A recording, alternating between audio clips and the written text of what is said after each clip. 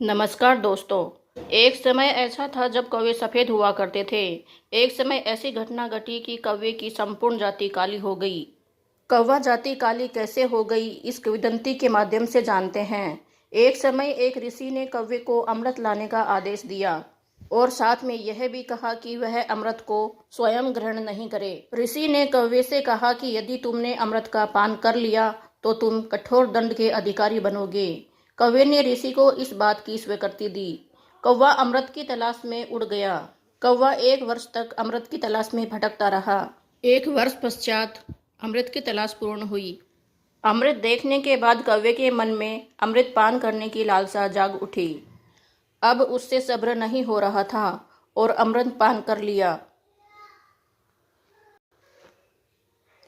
अमृत पान करने के बाद जब उसका चित्त शांत हुआ, तब कौवे को ऋषि को दिए हुए अपने वचन याद आने लगे। वह बहुत अधिक डर गया था। कौवा अमृत लेकर ऋषि के पास आया और ऋषि को सब बात सच सच बता दी।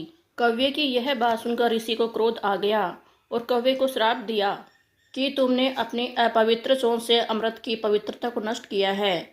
इसलिए आज के बाद पूरी मानव जाति तुमसे घृणा करेगी और सारे पंछियों में केवल तुम होगे जो सबसे नफरत भरी नजरों से देखे जाओगे। किसी अशुभ पक्षी की तरह पूरी मानव जाति हमेशा तुम्हारी निंदा करेगी। यह बात सुनकर कौवा बहुत दुखी हुआ और ऋषि से इससे मुक्ति पाने का उपाय पूछा।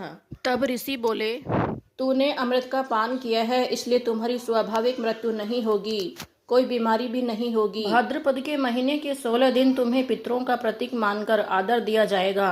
तुम्हारी मृत्यु आकस्मिक रूप से ही होगी। इतना कहकर ऋषि ने अपने कमंडल के काले पानी में उसे डुबो दिया। काले रंग का बनकर कौवा उड़ गया। तभी से कौवा काला हो गया। यदि यह बात आपको अच्छी लगी है तो वीडियो को लाइक कर दें और चैनल को सब्सक्राइब कर लें।